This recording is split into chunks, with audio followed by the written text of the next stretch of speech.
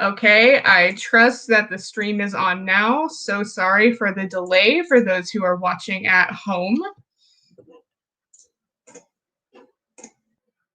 Just waiting for confirmation that that other people are seeing. We've had a little bit of technical issues.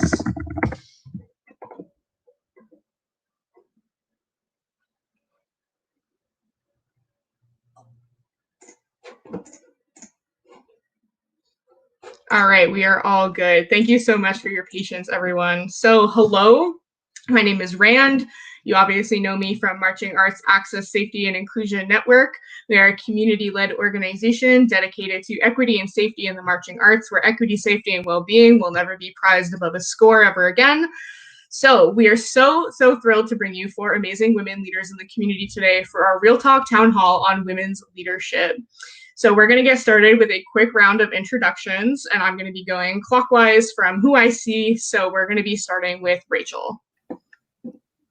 Hi, everyone. I'm Raychel Taylor. I'm a percussionist and an educator in the Northern Illinois region. I teach front ensembles and marching and drum lines out here, 3 to be exact.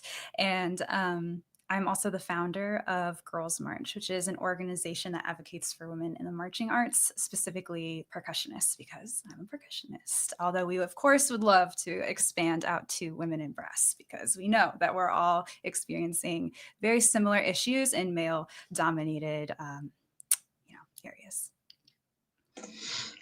Absolutely. And Holly? Hi there, my name is Holly Marino, and I am first and foremost the mother of 6 children and one of the founding members of Fusion Corps based out of Morris County, New Jersey. And that I had the opportunity to march with my husband, my best friend, and 4 of my 6 kids at one point in those years.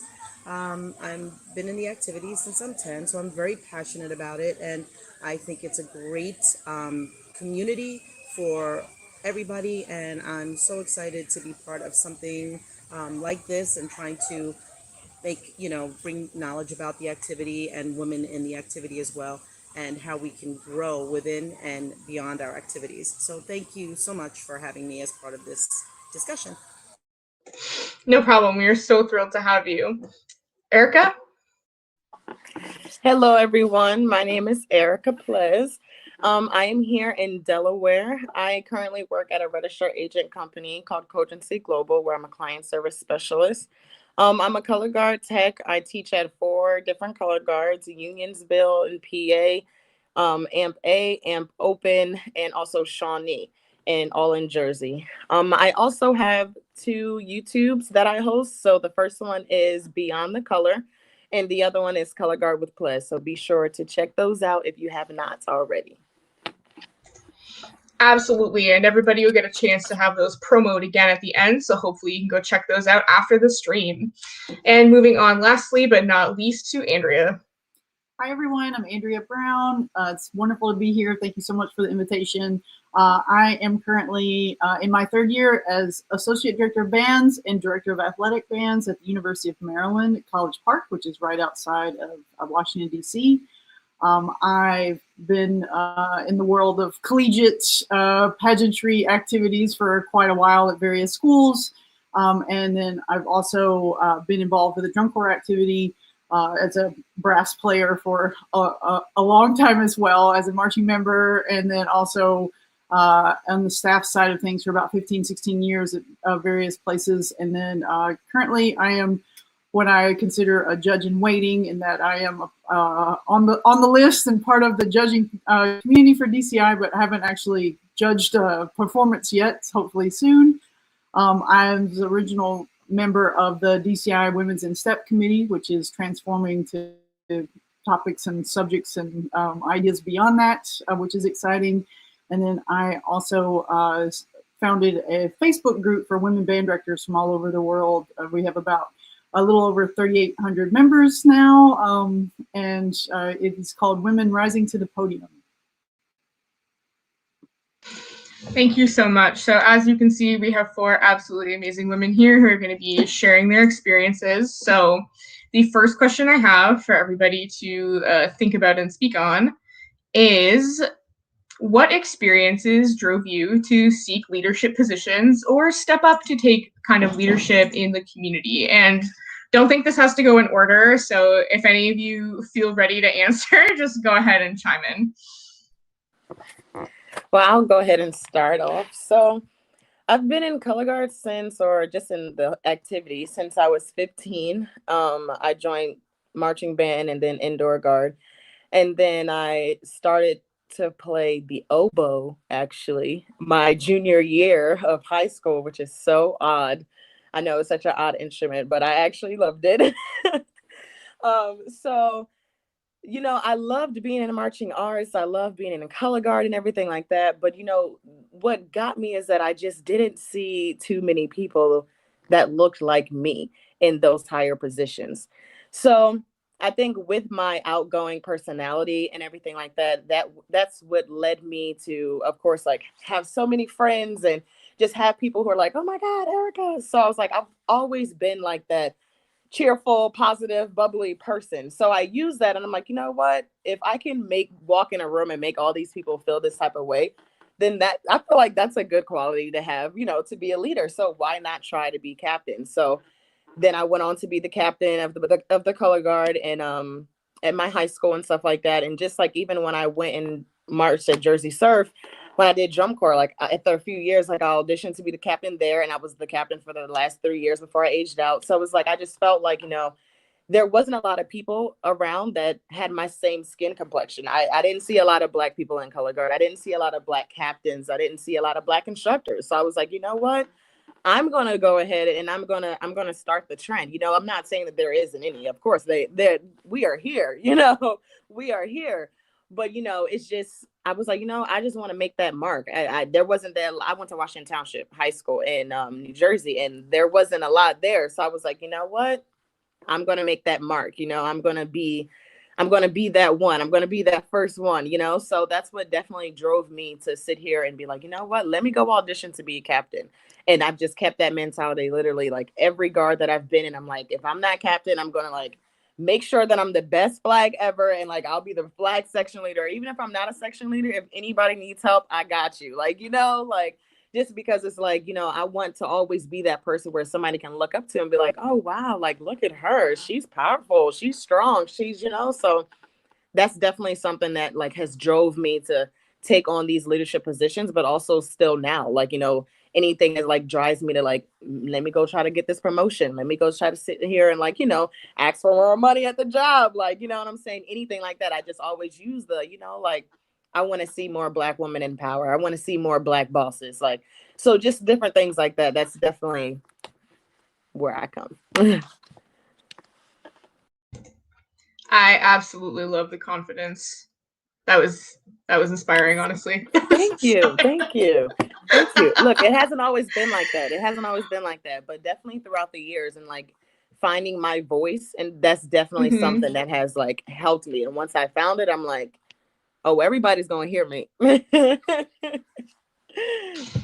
Yeah, absolutely. It can be hard, especially when like, when you are any sort of like minority in any given situation. It's kind of like you're kind of default, like, I guess, pressured to like make a good example of yourself. And I do love that you really ran with that. And you were like, no, I'm stepping up. I am going to do this. I'm going to be the best. And it is going to be great. I love that. I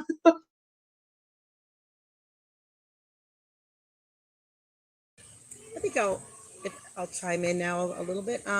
So when I was a kid, my parents were divorced, and back in the 60s, early 70s, that was kind of like not a very common thing. And again, I grew up in a neighborhood where my mother was raising two daughters as a single parent, and she was very strict and very protective, and I could appreciate that. So I wasn't allowed to really have a lot of friends or do sleepovers, but there was an all-girl corps called St. Ignatius Girls. So because it was affiliated with the church, my mom was like, okay, this is a good thing. But I was very insecure because I was kind of always like, I don't know, maybe because of my mom was so strict and so protective that I didn't have a lot of friends, and I wasn't really out there a lot. So I was in this drum corps, and I had some great leaders, Hyde Dreitzer, Carmen Cluna, Tommy Martin, people that are like icons in the activity.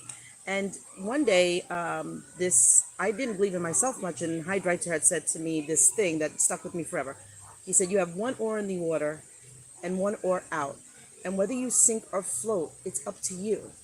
And at that moment, I was like, wow, I'm kind of like the leader of, I'm in charge of my destiny. Like, I can't let people judge, or be insecure. Like, you have to go out there, you have to get it, and especially in a very, it's funny because I grew up in an all girl drum corps, right? In this very male driven activity. So, I think that it just really, and the support that I got from all these women surrounding me, I wanted to aspire to be like all these women who were strong and good at what they did. And I love, my roots of where I came from in that organization. So then as time went on and I was going through and I started to venture out in the drum corps community, I did realize that, now I wasn't surrounded by all these women and that support system, and it can get a little nerve wracking, right? So you have to, again, that whether I sink or float, it's up to me, so you have to have that voice in the back of your head. And as time went on and I started having my own kids, my husband and I were kind of pursued by a friend who was involved with another drum corps with us, this man, Maurice Banks, and he said, let's start our own drum corps, because drum corps not only was going in a different direction by involving more women, but we were getting younger even in the DCA circuit. So we saw that change coming, and we wanted to be able to build a community, a drum corps community, where we could do this with our kids, and that all age of children, and we saw the value in it, so my kids realized that, there was no Black, white, Catholic, Jewish, Spanish, Italian. It was just a community where everybody was part of everybody, and that we were so strong because of each other. So the lessons that you learn, not beyond the marching and everything, are so important. And it was so important to us that we were able to share that with the world. So I love, what the community does for individuals, and those are kind of my favorite people too, the people that kind of come in and they're a little insecure about themselves, about life, and then you watch them grow, so those are the things that I really appreciate. Yeah, I really appreciate when I see organizations that try to kind of, I guess, bring the idea of community roots back to drum corps. I think that's so important that a lot of organizations have kind of lost sight of in the past decade, 2 decades. And so I really love that. I think that is super important.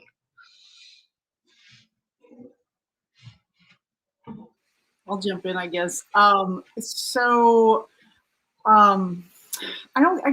never really thought of it as leadership positions for myself. It was just when I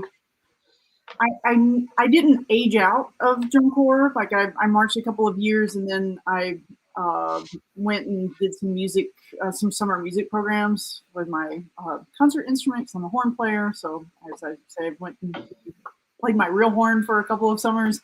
But I always knew that I wanted to try to teach, and was able to make my way into that experience. And though I had never had any women instructors in my experience, and really I don't remember seeing any when I marched either. I was, ironically enough, though, I was hired by a woman caption head, and so that's how I got my start into the activity. It was, I figured out immediately, really quickly, that as you're in the warm up zones, that there's no one, there's no other youths around, there just weren't. There's so few. I don't really remember seeing very many women at all with the brass staffs, even at various corps. And when you went to critique or all those things, it was just always you and a bunch of guys. And I that's where I started to kind of really kind of become more aware of, and kind of what, and even if I wasn't talking about it, but that it was, I think it did mean something for the women that were in the horn line to have somebody that was there in front of them, and so it was just kind of staying in that position. It wasn't until years later that I ever worked with another woman on the brass staff. That was always you always felt like you were the one, and then you were like trying to make sure that you were not messing anything up so that you could keep your own job and hopefully not screw it up for any other women that were interested in doing it. And just more of those experiences and feelings. And then as just getting older and kind of more experienced, I began to be more vocal about it. So I don't know that I have like I don't know if it's like really leadership, but it's just more of just just talking more openly about those things, and when I'm in those spaces and have the opportunity to do so. I actually have I feel like we're a little bit similar this way. I also feel like I was not exactly searching for leadership positions, more that they happened because I was a very high achieving person who really wanted a lot in my own life. So I can't ever remember sitting there going like in high school, like, I want to be the section leader. Like, it just kind of happened because I grew up in Northern California. We have, there are some drum corps in that area, but most of them are like south of Sacramento, except for Mandarins. And I marched Mandarins, and then I went to Phantom Regiment, and I did some Vanguard as well. And because I was so driven as a kid, I think adults were giving me more responsibility. And I don't think I handled it all that well, actually, when I was in high school. And when I did drum corps, I did not end up having any kind of leadership position.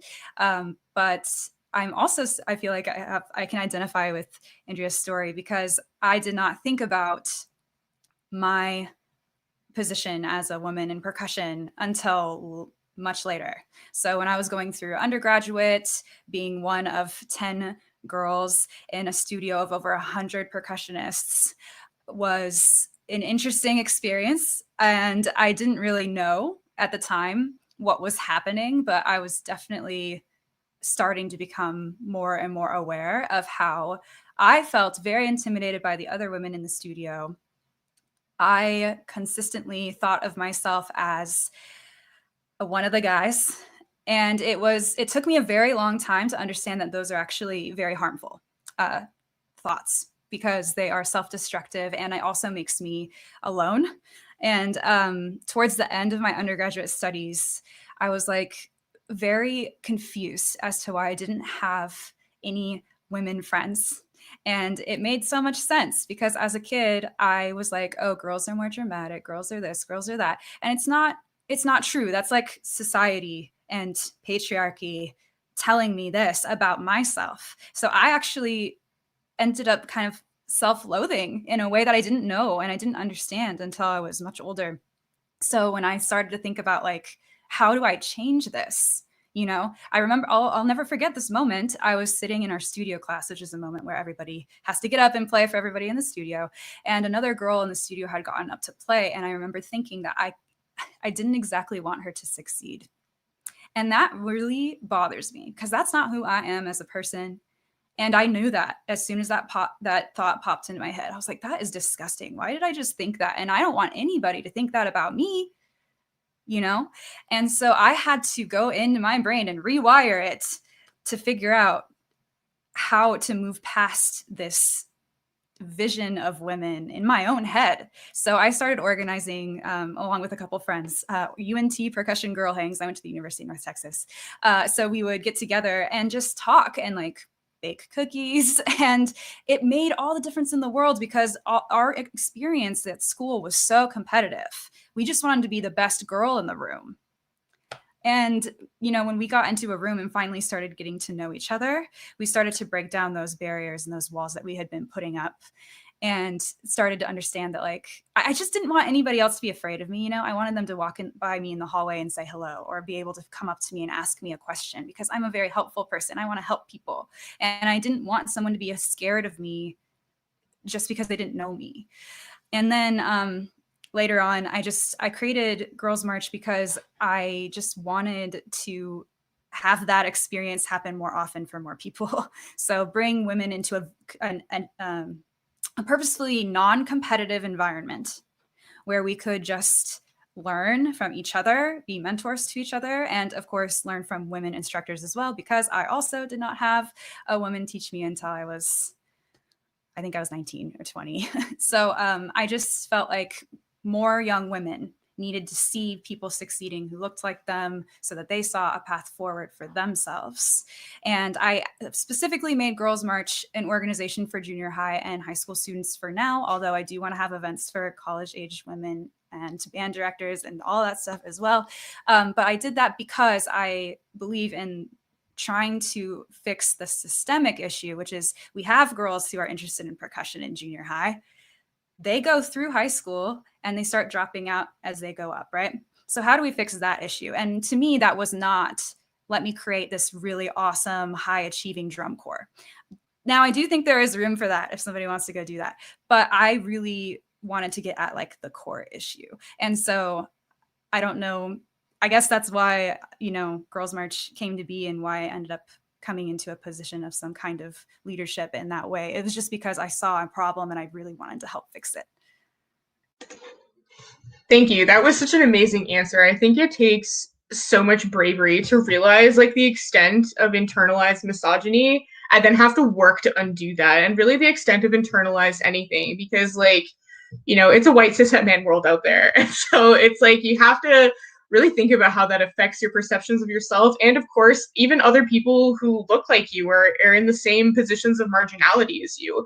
I find it really interesting how Andrea was saying that even though there weren't a lot of women, she was hired by another woman. And so I think that that is very key, in which we do have to very purposefully create space for each other and support each other through this, because the boys club will kind of force it so that it has to be you know, that there's only room for like one woman. Like, you know, you can be like the woman on the staff. Like, that's not the situation. Like, there should be lots of women on staffs everywhere, and of course lots of people of other genders. I would like to just take a brief moment to remind everyone that of course gender marginality is not limited to specifically cis womanhood. We will actually be having two town halls on trans issues in May, so please do look out for that. So for today's town hall, if you find that you are kind of a woman or woman adjacent, take what resonates, leave what doesn't. Anyway, we're going to be moving on a little from that, just in case anybody's wondering. I myself am non-binary. I do use they, them for myself, but I kind of still resonate with womanhood as an experience, especially since I wasn't out while I was like marching anyway. Anyway, caveat. I think those are all such amazing answers. So while you're kind of doing this, what challenges did all of you experience in your journey to kind of get to where you are today, where you've realized like, okay, these are the issues and this is how I'm working on them and this is what I'm doing about it?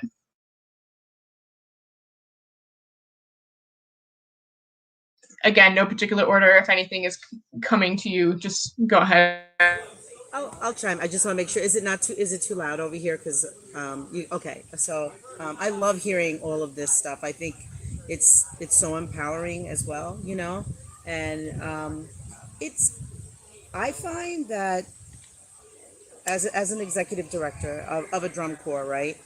There's not many women, and you're right. My friend over here with the director of the schools in Maryland, there's not many female instructors. And one of my favorite instructors with Fusion actually was a female. This woman, Deb Nisley, she was teaching the horn line, and it's sad to see that there aren't as many women in the activity, and it can be intimidating. And that's one of the reasons why it can be a bit intimidating. Sometimes you're the only woman voice in the room, you know, and I feel that sometimes I don't know that we're always taken seriously when it's a man's community, right?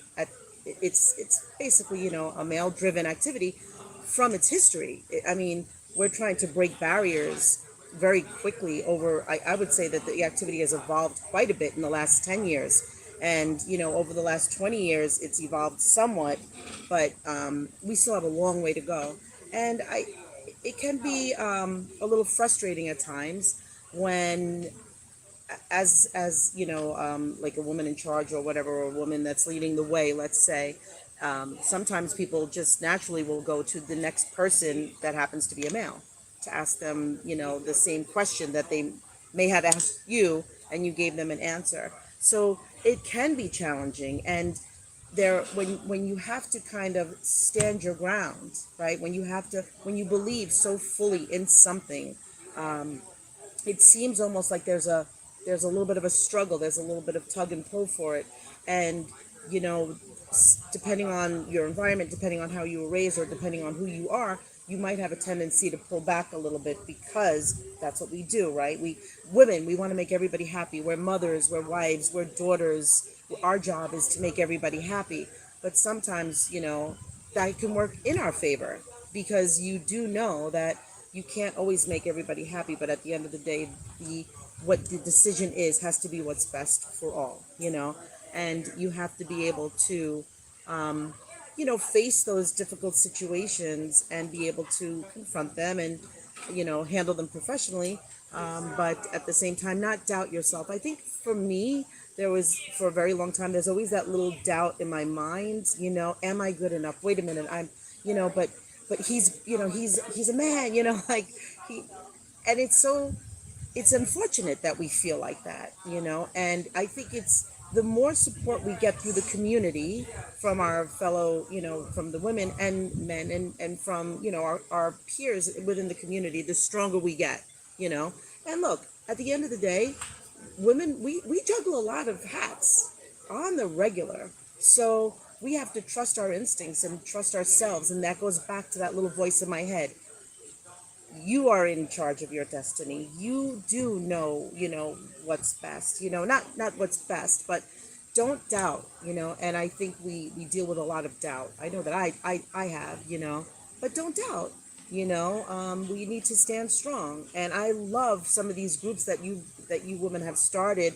I know that there's a Facebook group specifically for women, and, it's great when you are feeling that little bit of doubt to go in there and get that support and hear and read about these things, So, I think that it's very important that we do trust and believe in ourselves, but it can be a challenge. 100% it can be a challenge. Absolutely. Like the imposter syndrome is so just kind of like easy to feel when you're not really used to seeing other people who are similar to you in positions. I think it's very easy, especially because you're right. Like when you grow up female, you are very much socialized to like be a people pleaser and not be like rude or abrasive.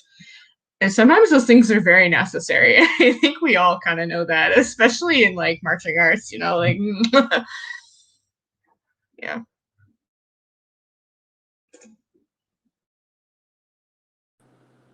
I would say for me, I mean, the challenge is, of course, like you said, just being a woman in general in the marching arts, like that definitely is something that is like, it's hard, looking around, like going to competitions, seeing all these male judges, male, the people who do the little time clocks, like just everybody. It's just everywhere you look, male, male, male, male, male. You know what I'm saying? So to walk in to see something like that is like, wow, I have such a passion for this activity, but like, how far up can I actually go?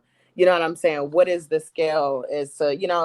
And then not only that, adding the fact that it's not that many women, then add on top of that it's not that many Black women. I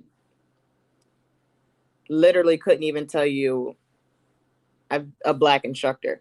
Like I'm literally I think I probably know like 2 or 3 of them compared to like, the majority, which is like Caucasian, you know what I'm saying? So it's just like that in general, there's not a lot of Black instructors. There's not a lot of Black directors. There's just not a lot of it in general, So adding both of those, that's definitely a challenge, So being in a position to have platforms, to have like these channels that I can sit here and now speak on things like that, I think that's those things is what motivate me to be able to have those conversations. It's like, look around, and all the recent events that has happened, the pandemic, I think has definitely gave everybody some time to like, just sit back and like open your eyes, to just things and issues that like, people of color have been going through every single day. You know what I'm saying? So it's just kind of like different things like that is like, use that as your motivation to sit here and like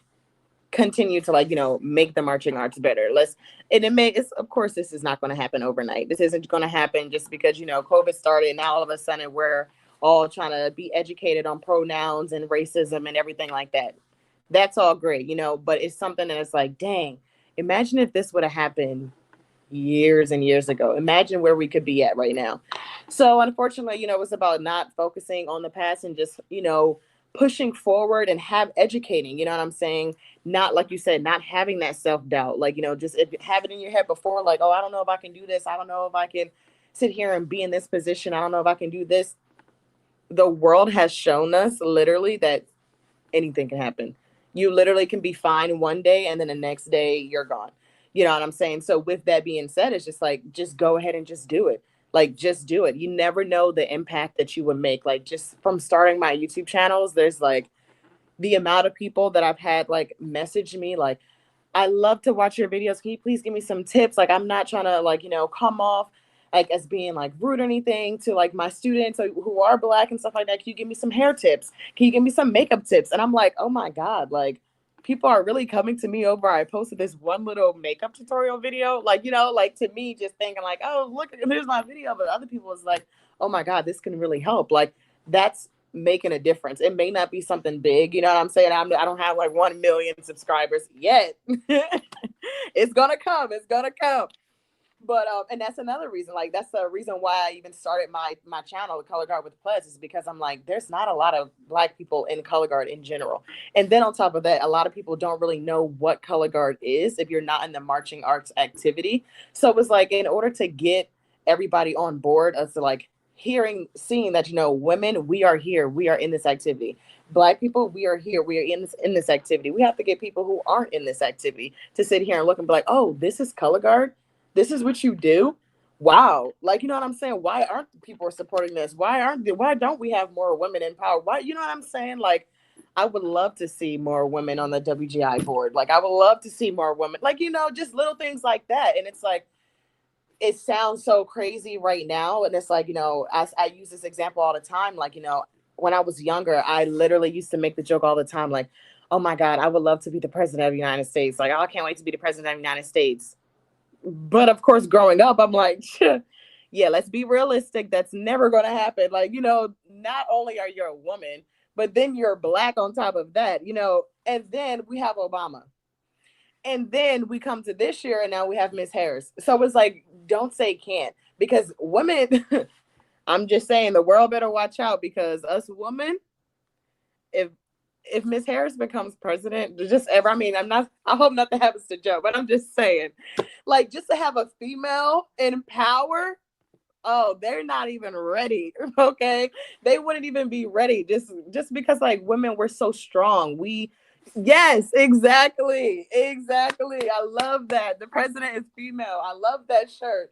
Because it's the truth, I just feel like we are so underrated. Like they don't know how many, like you said, we are a jack of all trades. We juggle so many different things. We can do so many different things. Like our bodies carry them. Like, you know what I'm saying? We carry them. So it's amazing to sit here and like, just be in a position to sit here and spread the light and just be like, yeah, our girl power, our woman power, we're going to be here. We're coming for you. So and I wanted to chime in on that because it bothers me a little bit sometimes when I hear people say like, oh, you know what, we need to put more women on this administration. Not that you've said that, right? But because we need more women.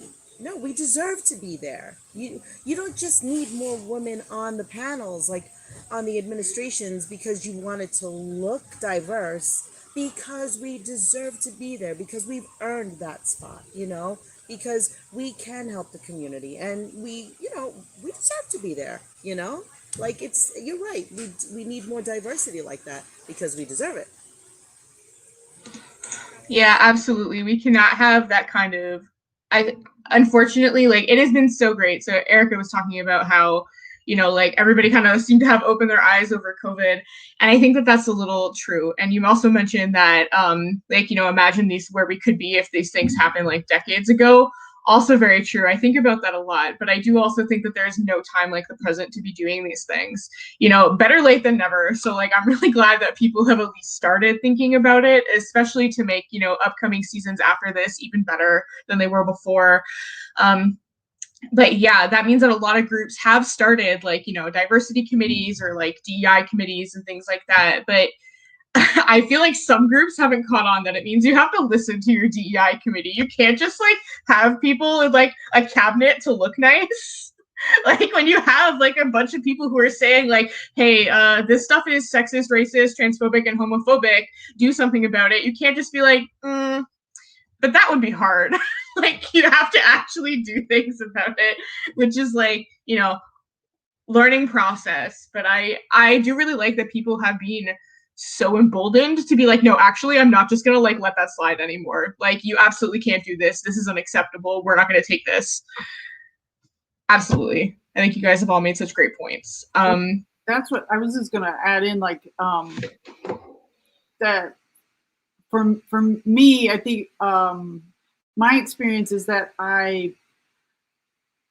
as a staff member, I mean, there's a whole nother entity of like being a member, but as a staff member, putting up with and it like just enduring so much harassment, but not really recognizing what it was because it was just so much a part of the experience. Like, it was just like, well, I'm just so fortunate to have this gig, and if I don't, if I can't put up with this, then I won't be here, and they're gonna find another woman to take, or not a woman. It's like and I definitely resonate with what Rachel was saying, is that it always felt like there could only be one of us, and so it was always, like, if I did happen to see a woman across the way, it's like, well, figuring out if I was better than them or not, and that's directly related to why I started the Facebook group. So similar to what you're talking about with the Women's March or Girls March, and but that harassment, like, I could talk about that, and it might seem so far away, but some of that was like, it happened, just 5 years ago, and with people that are colleagues in the collegiate teaching world, and it's just like, when for whatever reason it was still okay for people to think, well, if I'm off in drum corps, it's this whole thing of like, well, what, it's like Vegas or something, like we can revert and act in this whole different way. And that's when, for me, is when I was just like, I'm no longer going to stay silent about this. And I did all the things that I felt like I could do in that moment. But then that was also when I realized that most places as a staff member, you're an independent contractor, and you have so little avenue for doing anything.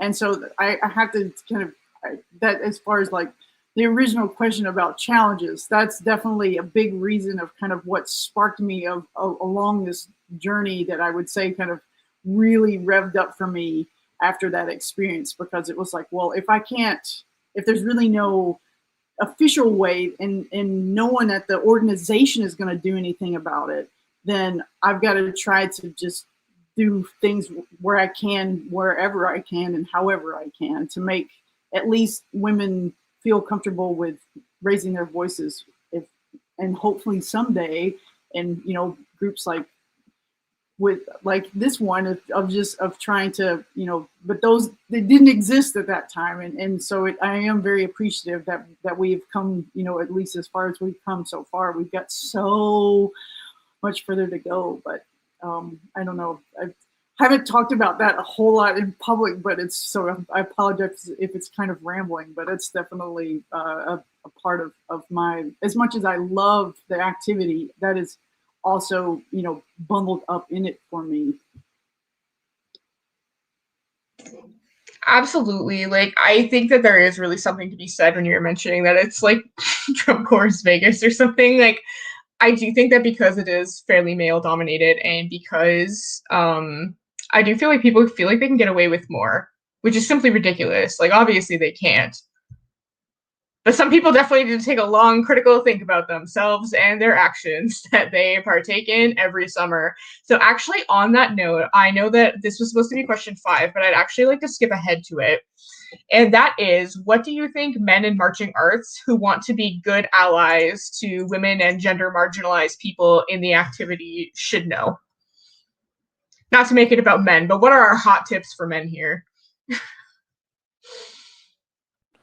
I would just say that we are here and that we have a voice too. Just honestly, to just wrap it all into one. Like, those two things speaks volumes. You know what I'm saying? Like, just, we are here. Like, don't ever disregard the fact, if we're in a meeting, like, don't disregard our tips, our creative minds, our thoughts, our thought process, or our ideas, anything that we have going on. You know what I'm saying? If we want to speak out about something, our feelings are valid. What we have to say is valid. You know, our statements are valid. So I think that those things, just remembering that we are here, you know, we matter as well. We have feelings as well, and that we are a big part of this activity as well, because this isn't called men core. This isn't men GI. You know what I'm saying? If anything, it's WGI. So it should be women GI. Okay. Like, you know what I'm saying? So we are here. We matter, you know, just, and for the women, you know, of course, just don't be afraid to speak out, because now is our time. Now more than ever is our time. Yeah, that's amazing. I love that so much. I would just say that, you know, my mom always said, you're not a good, like, you can tell how good of a driver you are based on what you do when no one's around. And I think that this can be kind of an analogy for men. If you think you are an ally of any kind, if you think you are a good guy of any kind, what are you like when women are not in the room? What do you do when women are not there? And that should be kind of revealing, I hope, for you, if you have some self-improvement to do, which we all do, of course. But, you know, the jokes that you hear about women are not jokes. They are hurtful. They do horrible things to us, because a lot of the people who make those jokes end up actually can also physically hurt us, right? So jokes that bring women down simply lay a path for men to hurt us in so many different ways. So for you, if to be an ally, to say you are an ally, it means calling out that bad behavior when you're around men. And unfortunately, like, I hate to say this, but like, we do need you in that sense. like I can do that all day long, but like, it's going to mean a lot more come for another man to hear what you have to say as a man. So don't allow bad behavior to just, don't think that because you don't add to that conversation, that's enough. Like, that's not enough. You actually need to say, like, wait, what's funny about that? Or like, can you explain that to me? Because if you do that, they're going to go, oh, like, they will not explain it. And in most cases, they're going to say, they'll apologize or stop talking about it, because they realize pretty soon that, like, oh, that's actually not funny at all, right? Because they have to explain it to you and you're not laughing. And that's a really big deal. And that goes for sexist jokes and racist jokes, like any kind of, like, stand up for the people who are not in the room. And we do really need you in that sense. Of course, I was, you know, it takes everybody, you know, if we want to make this community better for everybody, we all need to be on board for that.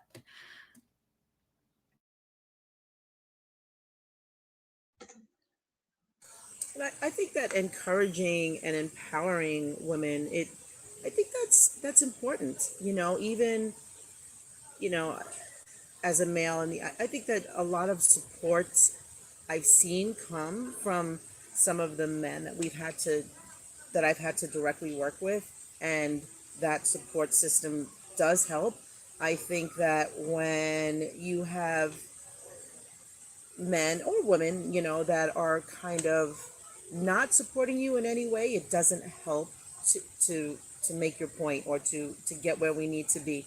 Because I think that, again, when you want to make everybody happy and you kind of make that your priority, and you realize that that's not always the reality, and you have to make some tough decisions, right? Like as I don't know how many of you, right, are moms or whatnot, you know, and you have to make the best decision for your child, so they don't get hurt, or so that, you know, they don't trip and fall during walking through life, right?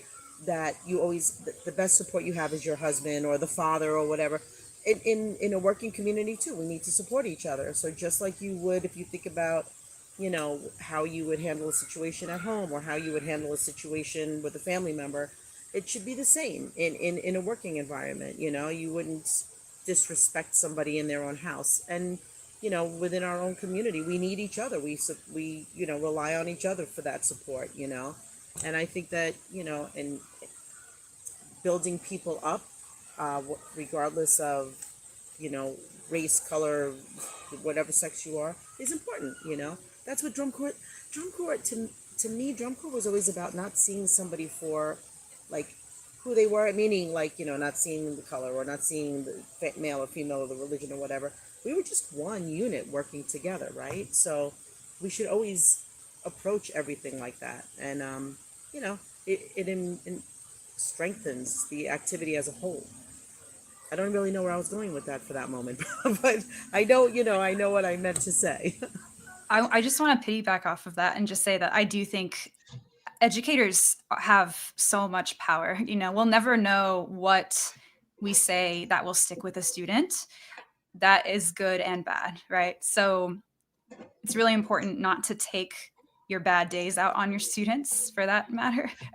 But also, you know, to have an instructor say, you have really good hands. I think you should, in the percussion world, right? I think you should go audition somewhere. Or to have an instructor simply, you know, recognize that you are doing well. It can mean so much. I do think, you know, a lot of women on top 12 drum corps, especially drum lines, feel like they stick out already. So anytime they get comments, it's like, especially if you get more comments than the other guys on the line, for example, you're sticking out like a sore thumb, right? And then you're getting like paint thrown on you too. And then you're getting this, like, it makes it even harder to exist in that space because you're getting a lot of negative attention and you're the only woman, you know? And I think if you flipped that on its head a little bit and instead like recognized the people in your groups who are doing really great things and just told them, you know, that the sense, if as an educator, you have no idea the power of your words. So be careful what you say. Also, the powerful things that you can, like the way that you empower them can change the course of your life, of their lives. So do that if you can.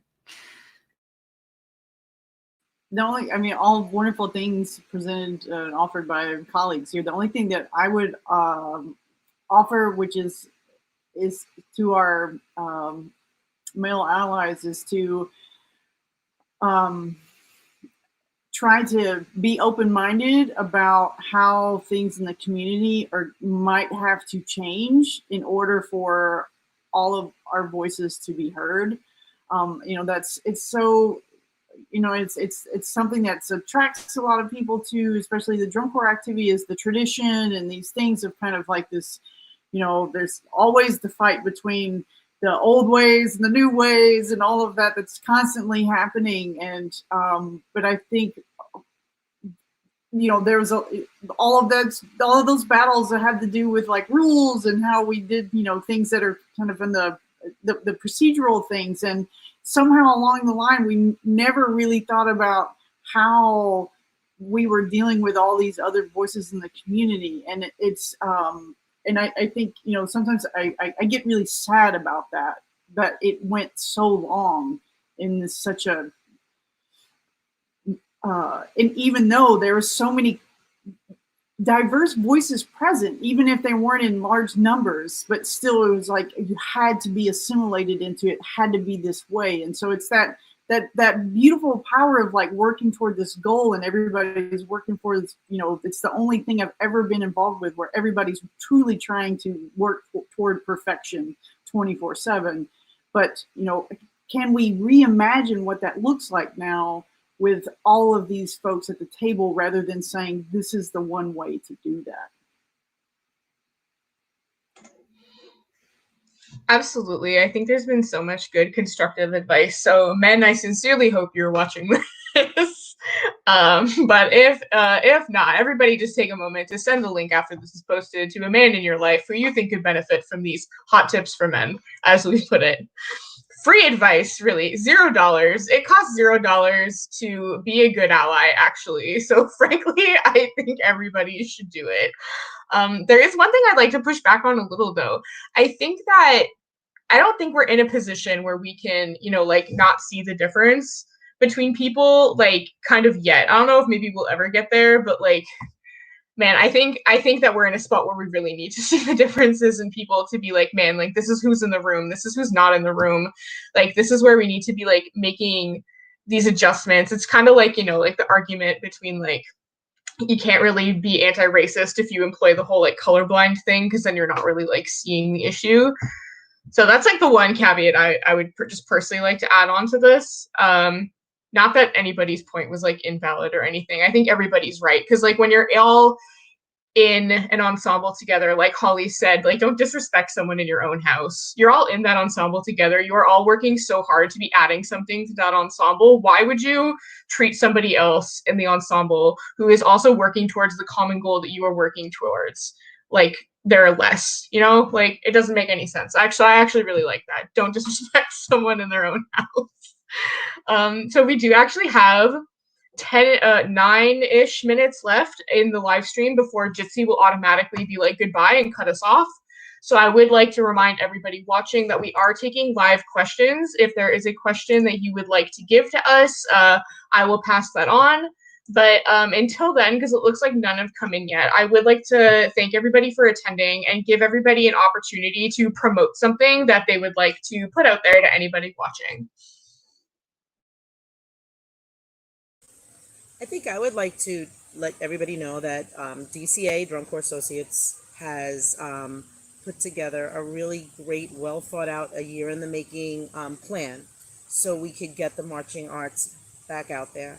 And it's been a wonderful opportunity working with the DCA administration and our fellow directors. So the DCA corps are out there, and, you know, we're following all COVID guidelines, and we're going to have a virtual season where we all, without having to travel and compete at, you know, shows where, you know, 6 or 8 drum corps are there with hundreds of people in attendance and, you know, the members themselves. And we're going to videotape our performances on our own home turf.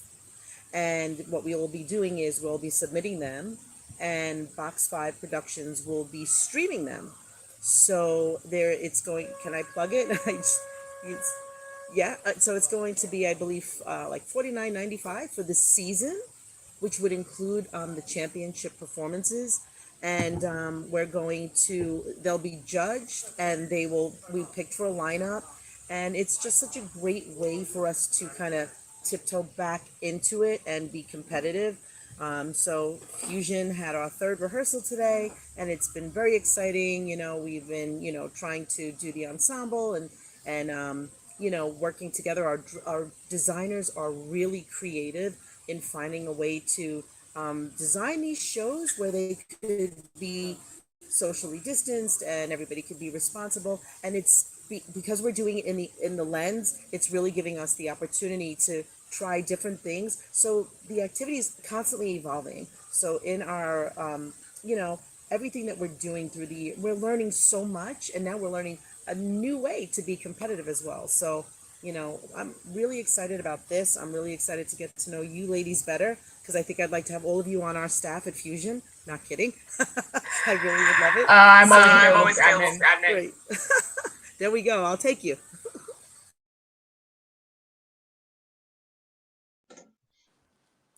I will definitely take you up on that offer. So let me know if you need help. So like I said earlier, I do have 2 YouTube channels. So the first one, I am a host on a Style Plus band. So on Style Plus Band, they had like on their YouTube channel, I have a different little like sub series thing under there. They have a bunch of little different series under there, and one of them is my show called Beyond the Color. So on there is basically, literally a beyond color guard. So I interview and do like little like tips and things like that of people that are in the marching arts, but not just like color guard. So I've done like battle squads, drum lines, like just all different types of like, things that's in the marching arts so that people can know that it's not just color. It's mainly to also like, promote diversity and everything like that, of course.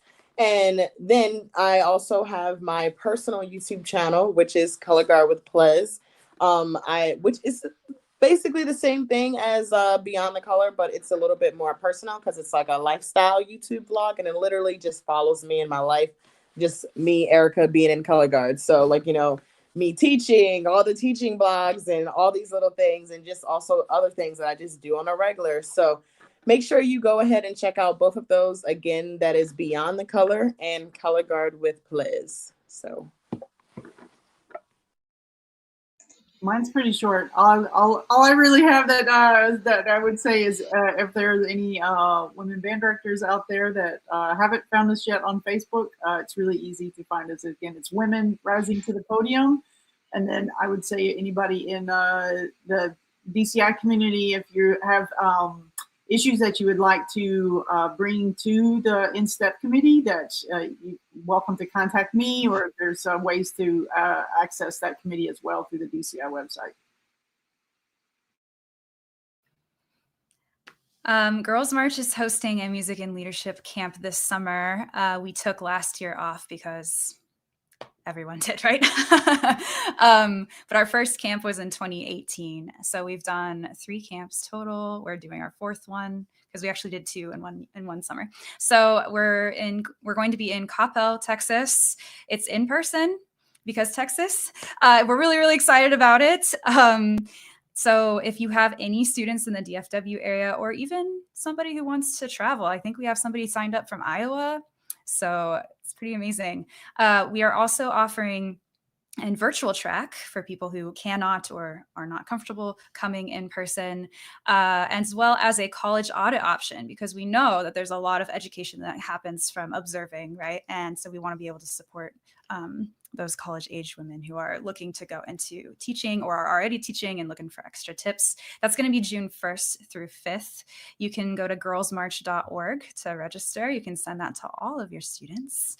I know some schools are still going to be in session, but I know some people are just going to go to the evening sessions if they're virtual, and then we're going to send them recordings of other things that happen during the day so they can see it later. So we're trying to make this as accessible as possible, and I think the prices are very affordable as well. We do have at least 1 scholarship, working on 2 scholarships, and Girls March always offers, like, we work with the Hit Like a Girl contest to get at least 1 person to go to Girls March for free. So there's always opportunities for us to collaborate.